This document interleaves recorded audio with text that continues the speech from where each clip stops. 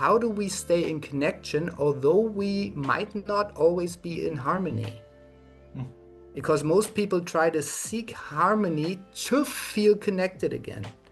And what I teach is there will always be disharmony, but that doesn't mean we cannot feel connected. And through sharing vulnerable, and through showing myself as transparent as possible, and hearing the other with a real interest in the person and not in the result, in the outcome. This is what creates connection.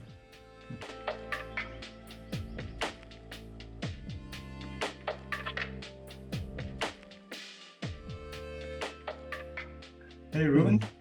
Hey, Peter. Nice to be with you. Thank you for inviting me. Yeah, absolutely. It's been a while. We met at a festival in Finland a couple of years ago, and I went to your workshop there, your Yeah, workshops there, actually, right. Yeah. and enjoyed them. And then we got to hang out a bit and talk about relationship trouble during the festival. Yeah. So that was a pleasure. And then I haven't really seen you since. But I'm curious about your work and what got you into this kind of work. Hmm. I know you've worked a lot with sort of relationship counseling and stuff like that, but also that you do more what I would call authentic relating-ish workshops and like host that kind of stuff. Hmm. But maybe we can start from like how did you get started? Like why did you start down this path? Hmm. Hmm. Yeah. Well, firstly, I want to say, like, actually, we only met this once, like a few days on this festival, 2024, I think. Yeah. But I feel strangely connected to you in a way since, yeah, because we had these talks about relationship troubles, yeah, and that was somehow really bonding and nice. So it's good to be with you here. Yeah, Yeah, nice. yeah, yeah. Well, how do I get on this path? Like it's really well. I think I knew what you wanted to talk about with me today. So I had this remembrance of what was a peak experience for me was I spent most of my life in a way in a trauma freeze, like in a wound, like a attachment wound, I would say, at least the first 30 years roughly. Yeah. Where I built, as we all do, some identity around behavior.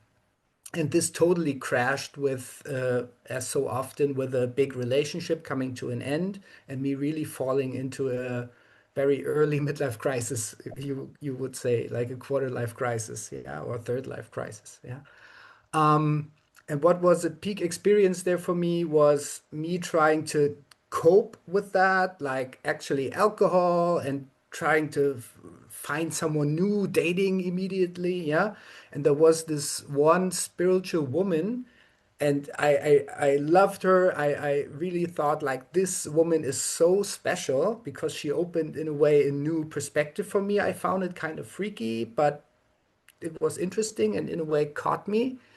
And it was a very short connection, but very deep. And the last things she said to me was, Reuven, go and make a body a somatic therapy. Because, like, she realized I had so many issues. Yeah. And so I did because I didn't know what else to do. And as soon as I was on the stretcher and this person just touched my head, and she didn't even wanted to know why I was coming. She was just, okay, you're here. She was a good practitioner, thank God, yeah. And I laid down, she touched my head and just moved it. And after at least 20 years, I, bam, immediately started to cry. And from today on, I knew that I wasn't feeling myself since childhood. I wasn't in my body at all. I was in a constant freeze and numbness, according to that. Yeah. And just this gentle, unconditional, skilled touch opened so many gates, and I didn't know what was happening. I was like, wow, like what's this? Yeah, I in a way loved it, but it also scared me. And then this went on. I went home by foot, just going for a walk, and went through a park, and I saw two dogs playing with each other. And you know how dogs play? Like someone throws the ball and they run and they stop and then they roll around because they're too fast and they go. And I said, I saw so much joy in them. And I immediately started to cry again without having cried for decades, really. Yeah. Even after breakup, even after my first son was born. Like I didn't have connection to my feelings. And like this one therapy session opened the connection to my emotions again. So I spent the time after that going to these sessions and taking coachings and things to get me into this, yeah, I would say alternative therapy scene, yeah, where I tried this and that and also some some bullshit, but yeah, mostly it got me on a way of dealing with trauma, dealing with my body, connecting with my body, and connecting with my emotions again. Yeah, so that was the start of, I would say, who I am today, without having this neglect of everything that was before. Like I have a doctor's degree in prehistory and anthropology, and now all of this makes sense in a way. Like I have this journey, but this peak experience of this body session was very profound for me. Yeah, and Mm. that started a new path in a way. Yeah, yeah. Do you can you like connect to the experience of that now? Like, is it still there, like the thing that happened in that session? Hmm. Yeah, it's a good question. The moment you ask, there's a fear coming up in some force trying to grab control because it's so vulnerable in a way. Mm, And I can connect to that. And whenever I have the possibility to, I gladly do, like in physical connection or in a massage or when I do authentic movement and really process feelings. Yeah. mm, For me, it turned to a tool to really process emotions and feel myself through the body. mm, That's why I also have so much focus on somatic tools for my couples therapy today, especially. Yeah, mm, yeah. Yeah, but then the story went on. Like I started qigong, yeah, like I know you do, yeah. And for that until today, started to learn a good like sensing of the body, like mm, feeling where is tension, yeah, letting go of that. So that's kind of what developed until today with my somatic thread, if you want to call it. But there was still this intellectual thing that I was trying to decipher structures, like from my um, universal, like what do you call it, my studies, yeah, in one hand, but also as a trauma reaction. Like I needed that as a child to survive, to decipher the space. Like, am I safe here? What's going on? Like things like that. So in a way, you could say, at least in some points, I managed to turn the shit I carry into some gold, into some skills today, where now I think I'm pretty good in deciphering patterns and relational dynamics and stuff like that, because I once needed to do that to feel safe, you know? Yeah. yeah, that seems to be for a lot of people I talk to, and for myself, certainly, Yeah. there's some kind of transmutation of the things that have been very sort of tight and Hmm. survival patterns that does seem to become quite cool superpowers Yeah, yeah, down the road. Like hypervigilance becomes like, oh, okay, I'm right. actually pretty attuned to Mm-hmm. what's going on. And when it's not fear driven, it's Mm-hmm. actually quite beautiful to just, Mm-hmm. oh, Mm-hmm. I seem to Mm-hmm. at some level know quite a lot of what's going on here. Right, right. And so what you just said, if it's not fear driven, I think that's the point. And through what I wanted to share about with this body and through Qigong coming into this relaxment all the time and being very aware of my body, that gives me safety, but still having the skill of scanning everything, yeah, enables me today to sit in front of clients or a group, yeah, and really read the field and what's going on, yeah. Mm, And yeah, as you say, we hear it a lot, and I think that's the archetypal idea of this wounded healer, this yeah. I don't like this phrase so much. I don't see myself as a healer or as wounded in a way, yeah. But we know what we mean with that, yeah. And it fits very well, yeah. mm. Yeah, yeah. Cool. So from these beginnings, or sort of, I hear that like getting, well, I hear it as quite similar to my story, actually, like realizing that I am a body Yeah. was Yes. very central to me. Hmm. And it came, for me, it came on more slowly. It wasn't like one sort of dramatic moment. It likely wasn't for you either, but it's a Yeah. better story that way, of course. Uh, for me, it was like through practicing Tai Chi and slowly sort of getting more in touch with my body. And I can't remember that there was like a radical shift, but at Hmm. some point in my life, I was more a body in the world Hmm. Hmm. and less a mind sort of using my body to carry it around somehow. Hmm. And that brought on quite a radical transformation. Hmm. Um, but yeah, from that to where you are now, where you lead, uh, well, relational practices, Hmm. and you coach, you do relationship counseling and so on. Hmm. Like what what brought you into the leadership or the facilitator role? Yeah, yeah. I think there are three threads, and I try to wrap them up in a way. Yeah. The first thing is actually I'm a real relationship person, meaning romantic relationship. Yeah. Coming from this also this trauma need of attachment wound. Yeah. Um, and through that, going through a lot of mostly at the end at least very suffering or bad relationship experience. At the same time, there was this second thread of trying to be the good boy and the people pleaser all the time. Also, this trauma survival pattern. Yeah, so there's a lot built on that, and that in a way enables me to seek for integrity all the time.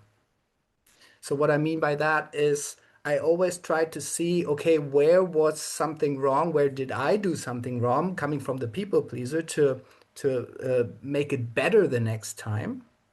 But after having realized certain things and after having at least dealt with some healing, if you want to call it that way, like on the basis, yeah, I could use this seeking for being better and turn it around into really trying to follow my virtues. That's why I call my business now evolutionary integrity, because I really see that integrity is a key skill you can learn, you can have as a virtue.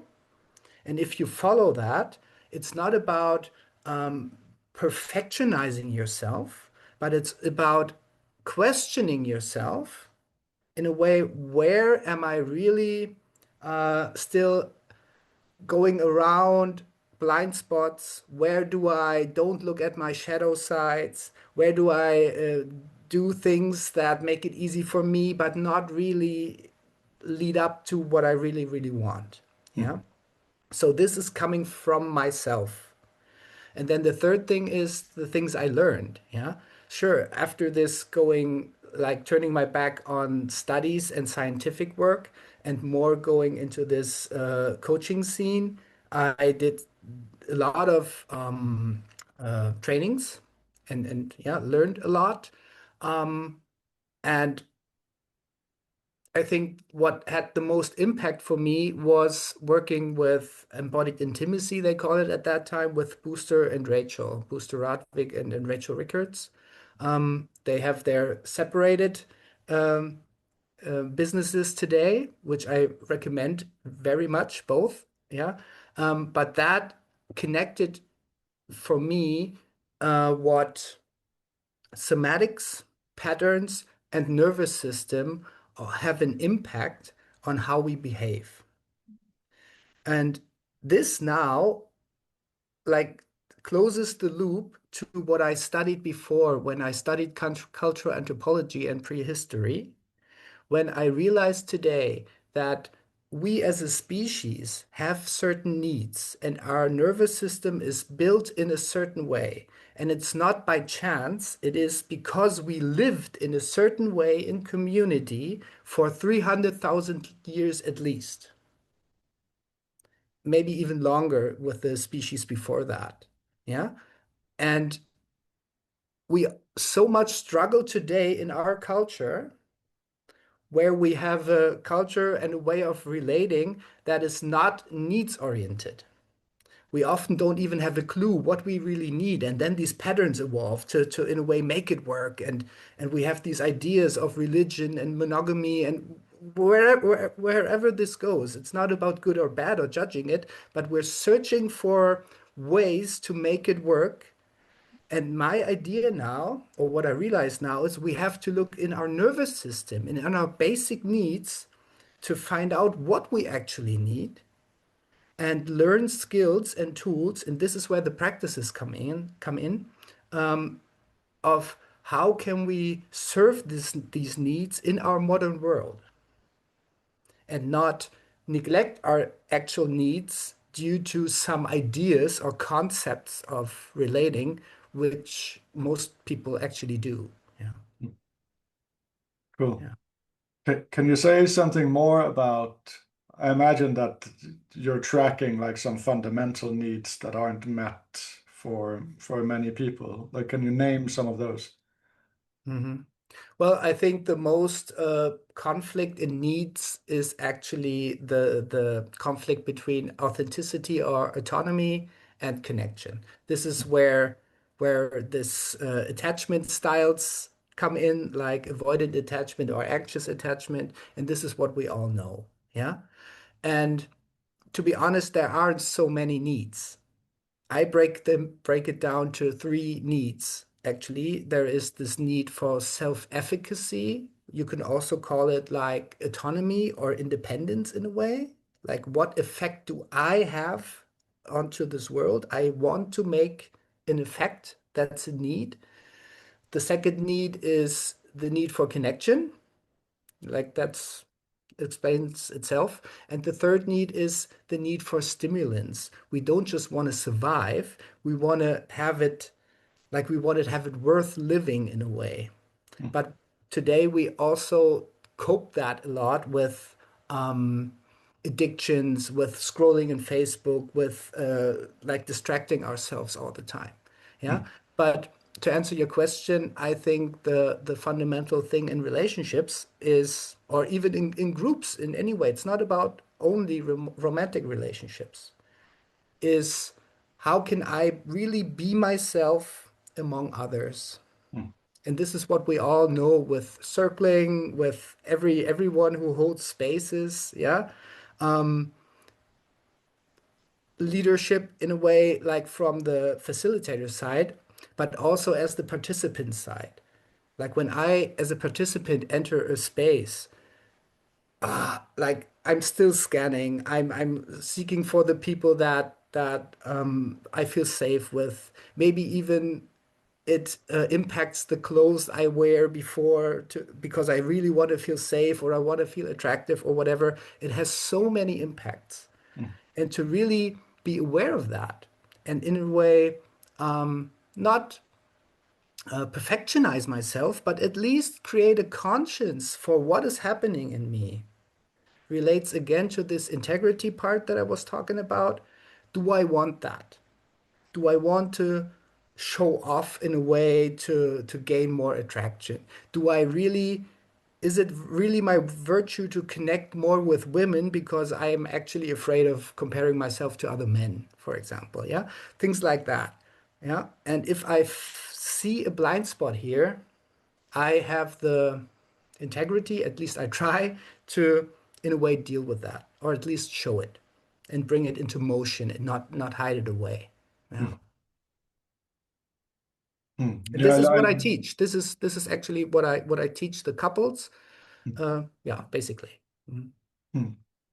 Yeah, yeah, I like hearing you. There's something with it.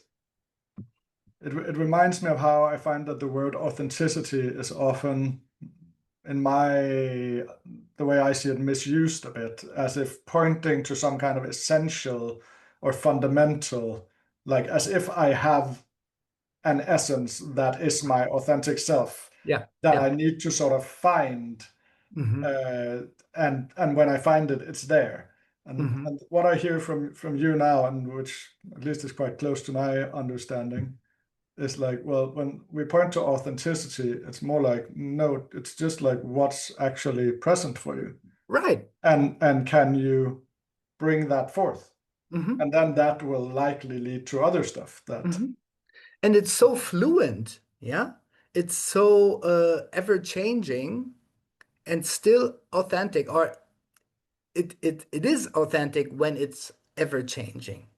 But look what we try to do in culture, but especially also in relationship, if we put the microscope on it, yeah?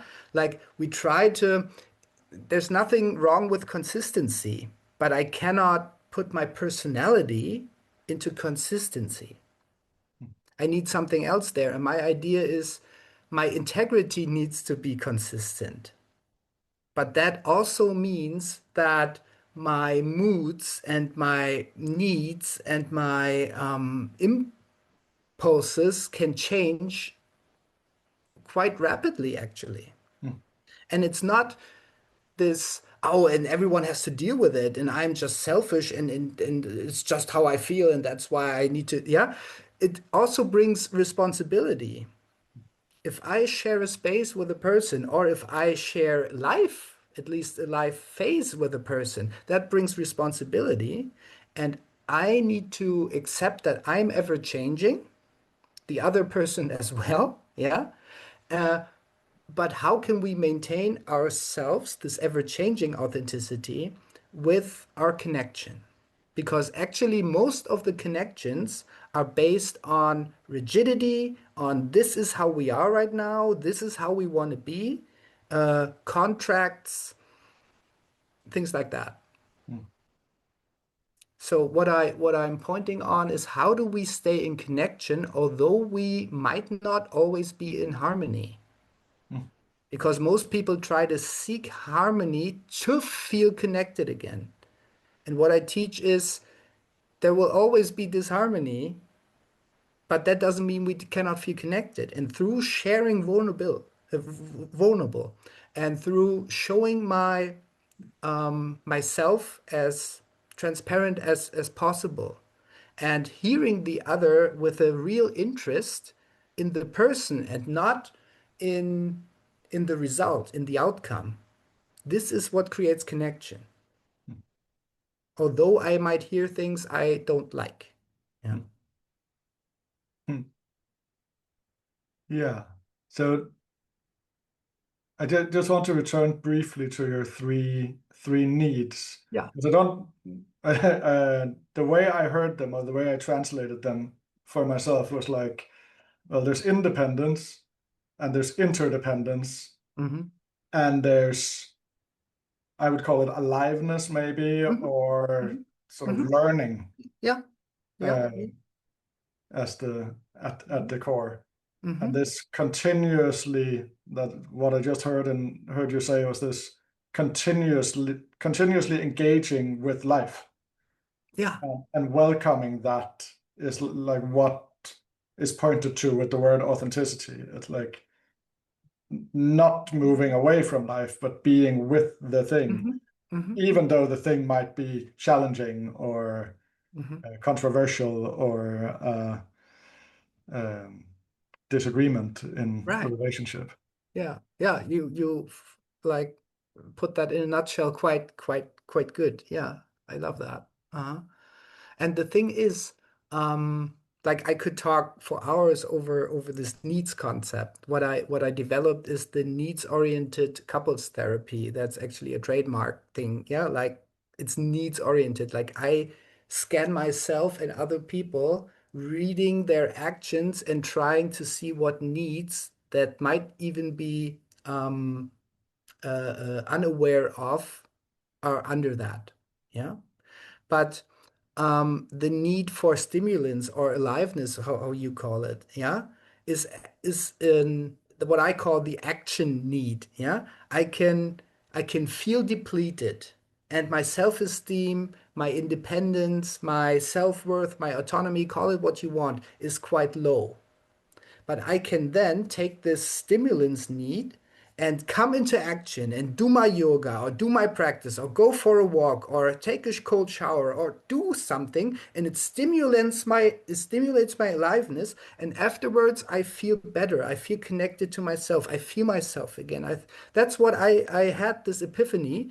Someone stimulated me in a certain way, and suddenly I felt myself and I felt some kind of worth. Yeah. And the same happens if you stimulate yourself with another person. Yeah, we can go for a walk, we can have a nice talk, we can cuddle, we can have sex, we can do things. Yeah, if we're both into that, and if it stimulates us in a good way, both of us, we feel more connected. So if we take the stimulants need, there we have the key to enhance our self-awareness and self-worth, as well as our connection and attachment. Mm. Yeah. And depression, just on a side note, is the lack of stimulants. Yeah. Or the felt lack of stimulants in a way. Fear of life. Yeah, in a way. Yeah. And I mean, look at the people. Yeah. Like look at our society.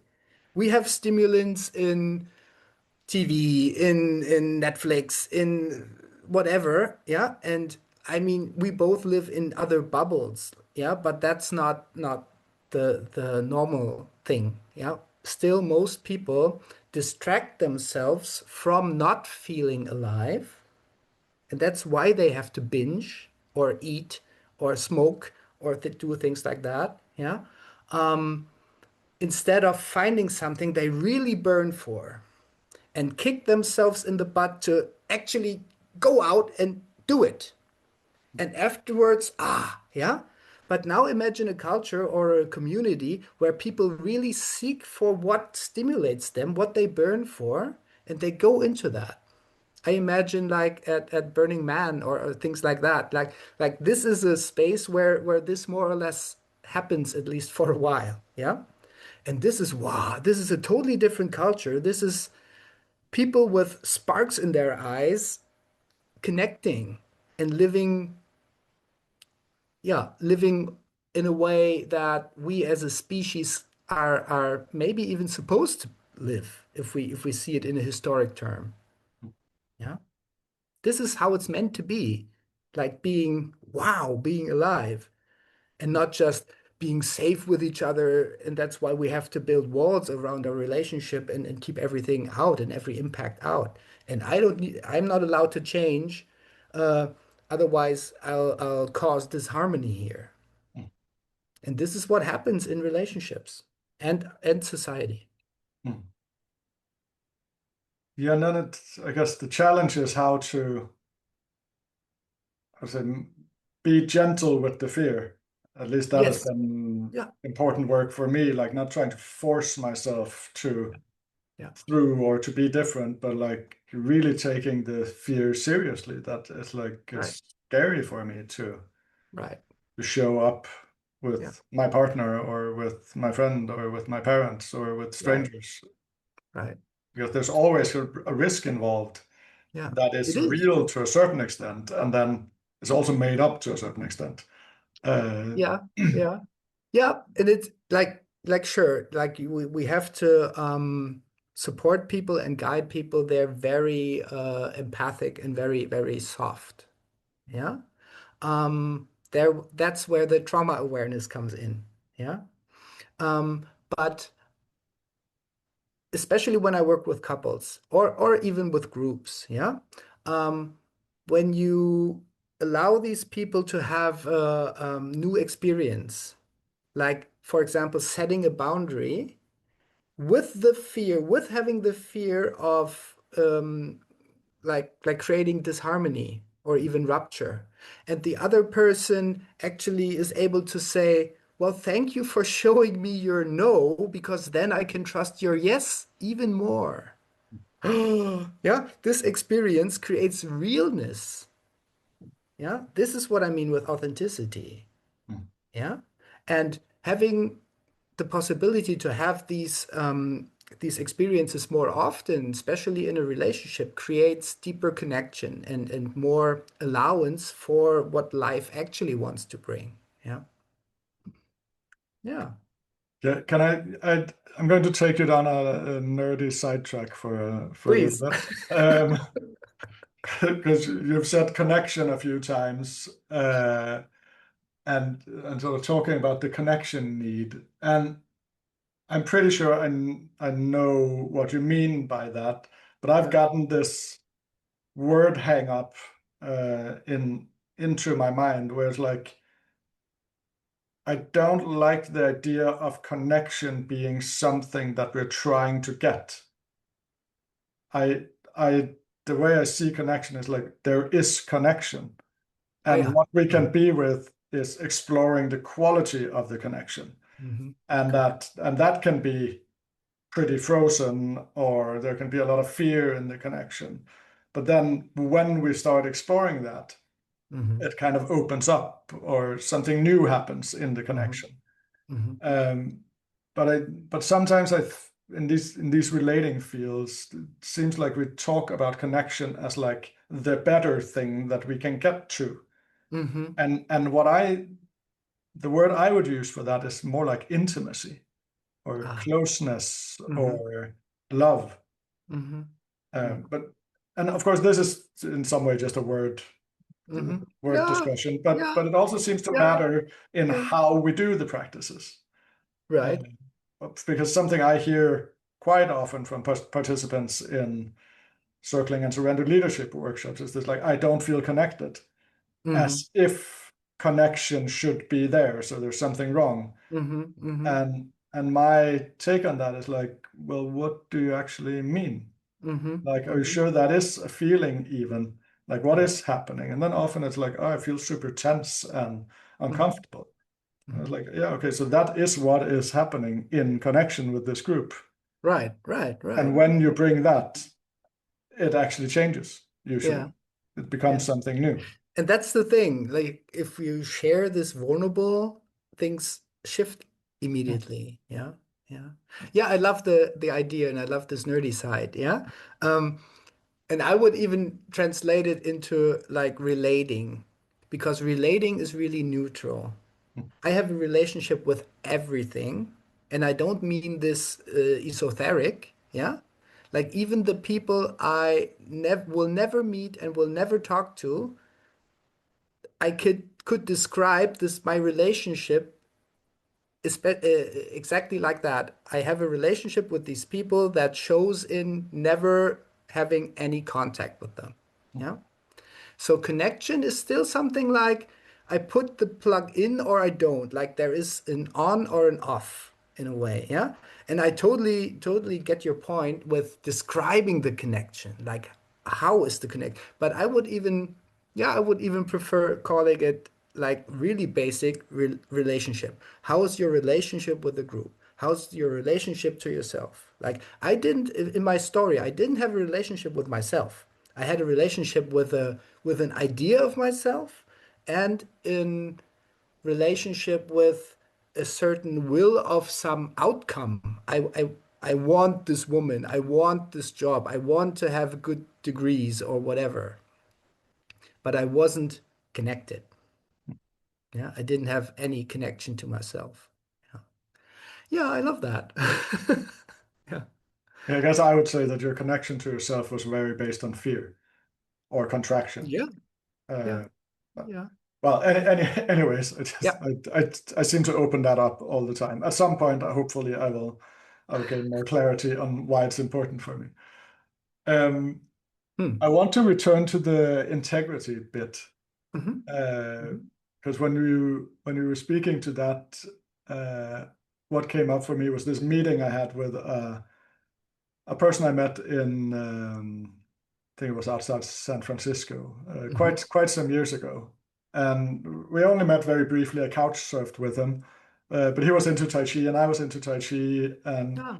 we talked a bit about yeah, philosophy and stuff as you do, and he said this thing that has stayed with me, maybe because he died a few years later, and that was the last thing I heard him say. Hmm.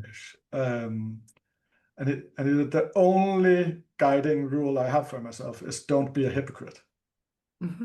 Hmm. Like that's the only thing I'm actually attaining to. Hmm. And I've found that quite profound actually. Like if you actually do that, Hmm. you're living a quite powerful life with a Hmm. lot of integrity. Hmm. Hmm. Yeah. Um, Yeah. And it's not an easy life, I would say. Yeah. I think it's powerful, and um it gives you the possibility to really in a way grow into the potential you really have without the like I always want to underline and highlight very much that it's not about becoming something better or perfectionize yourself or develop yourself into some idea, yeah, but um if we like I love the idea that we humans also are animals, or I love this perspective. It's not an idea, it's a fact, but it's a perspective, yeah. But also what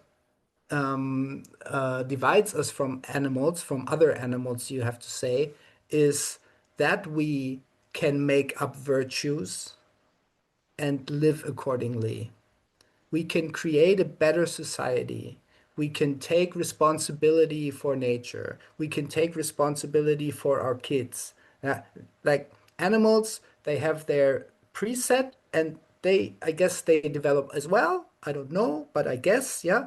But there's no dog saying, I wouldn't want to eat that because I think it's not good that other animals die because of this.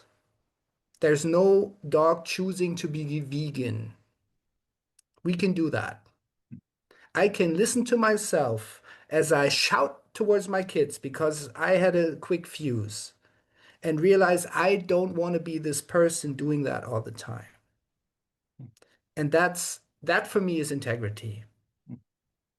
Yeah, doing what I can and not blaming others and said, "Well, I only shout at you because you are so loud or you go on my nerves." Yeah? If I am in a partnership and we commit to not meeting other people, and then there's this really, really hot person I really want to connect with, yeah, I have to see, okay, what really is my virtue here? Do I want to just go for what's good for me in this moment? Or do I have this virtue of do I want to be a reliable person? And that brings the part that I have the possibility to go home and say, okay, the agreement that we have or had doesn't work for me anymore. That's also authentic then. Yeah. But as long as we have it, I cannot be a hypocrite and go around it. Yeah. So mm, so I love this parable that you say, like, just don't be a hypocrite. Yeah. Yeah. mm. Yeah. And there's something with direct engagement that comes up when I hear you speaking also, like actually meeting in the real is a way of speaking to it, where something that I've noticed in my life Mm. as a pattern that has gotten me into trouble many times is that I often do this thing where I try to create a little bit of interpretive Hmm. space between an agreement or, Mm-hmm. well, just what is publicly presented and what is in me. Mm-hmm. So just a little bit of Mm-hmm. distance there, because that gives me wiggle room Right. to Mm-hmm. navigate. Yeah. Yeah.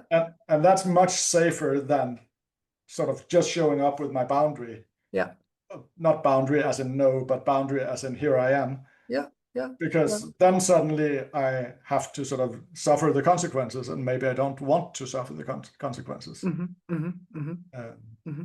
And like so many people do, I just had a couple yesterday with exactly that. They said like we had clear agreements with clear boundaries, but there was this gray area she wasn't aware of, and he used it as a wiggle room. Yeah, like mm, I love this wiggle thing. Yeah, yeah. Um, and I would still say, as you said, like we have to ask ourselves, what is the fear? And we want to be empathic also with the fear. Yeah. Why do you need this wiggle room in a way? Yeah. mm, And then if you show yourself vulnerable and you make the experience or you have the experience that what happens, like you might be afraid of conflict or to put on the point or need to like lose your flexibility or something like that. Yeah. If you realize that this doesn't even happen, if we have a certain attitude, a way of dealing with each other within the relationship, yeah, then we experience real freedom. Yeah, because if I always have this need for this wiggle room, yeah, I also cannot really be there. I always have this like exit door open in a way, yeah. yeah, exactly. Yeah, and it's a tricky thing, and it's not about perfectionism. It's just for me, it's about being aware of it. Integrity is not a certain state. It's a virtue I go towards whenever I realize, see, there's a blind spot. There's my wiggle thing again. Yeah, I have the thing to I have the intrinsic motivation to do something about it. Mm, Yeah. yeah. And to like close the circle for the beginning, this intrinsic motivation comes from being a people pleaser actually for 30 years, my first 30 years. Yeah. And now I can also use that as a superpower that I want to please myself, but in a good way. I want to be able to look into the mirror. And I'm not perfect. I'm not at all. Like most of my um, most of my experiences and talents are built on very shitty and stupid decisions I made. Yeah.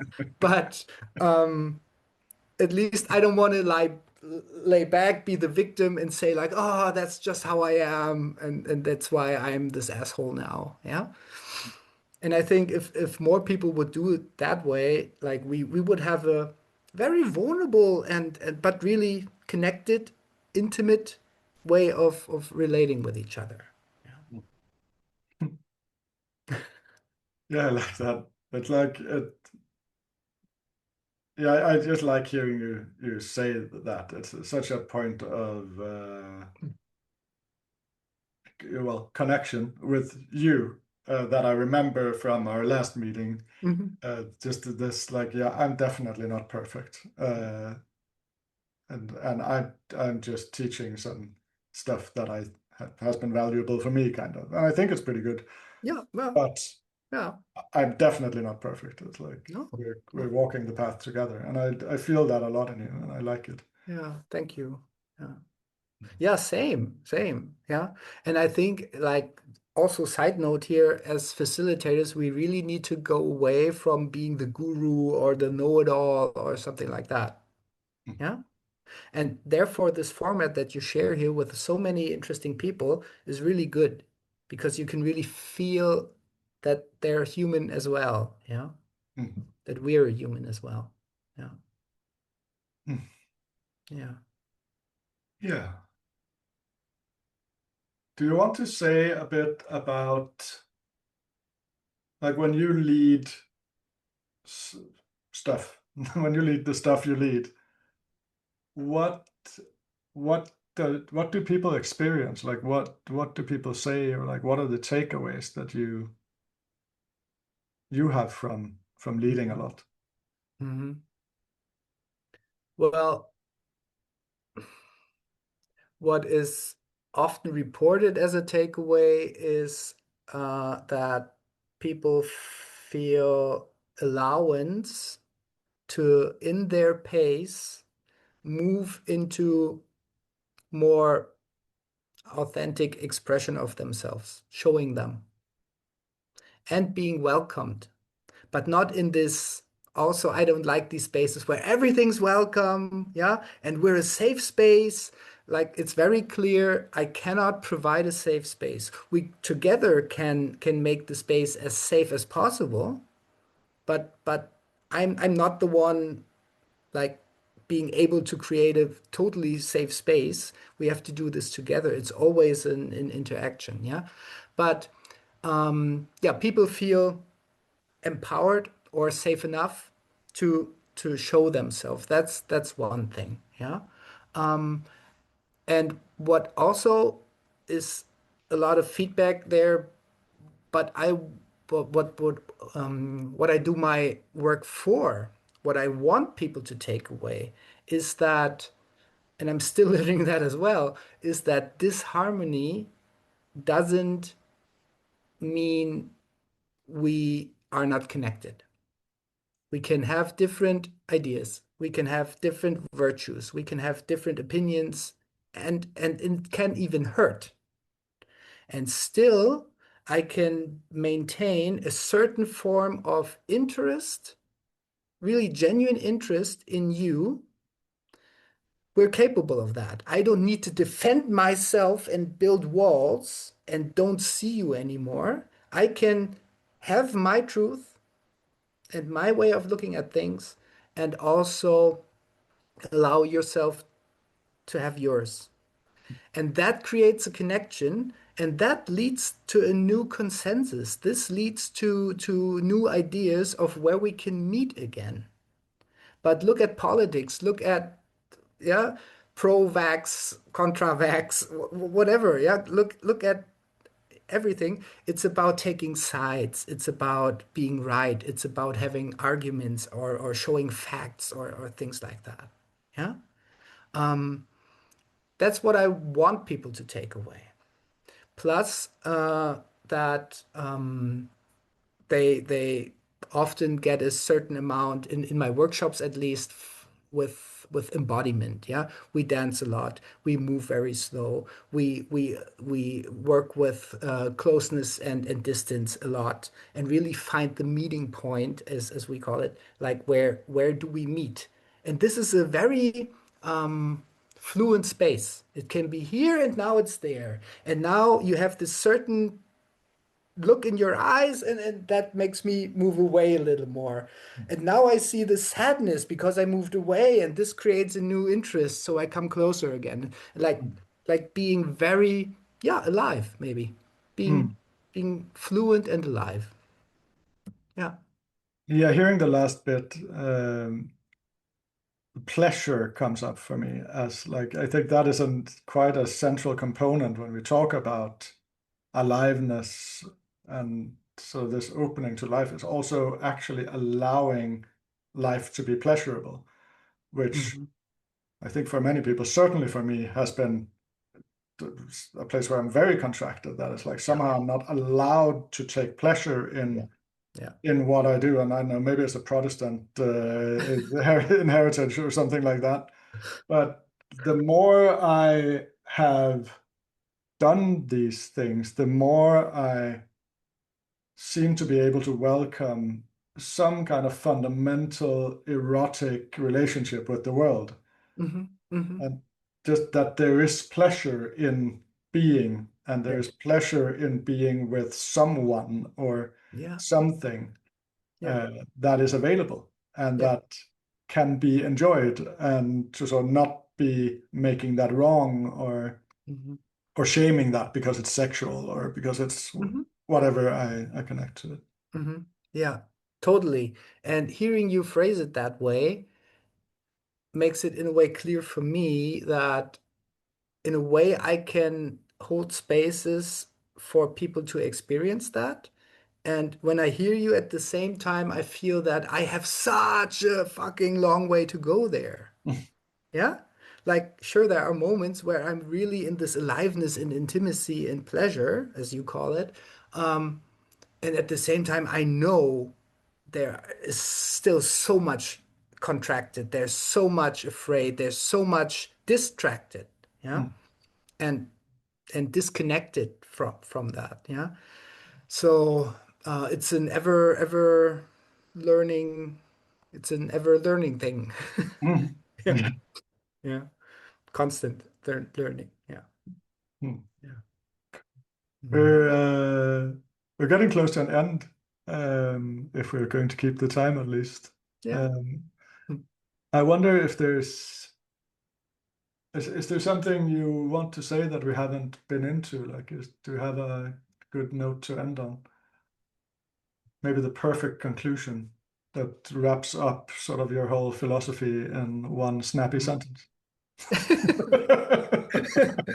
I don't have a snappy sentence, but that's a hard one. Give me a second. Um, well, I want to encourage myself and through that others to,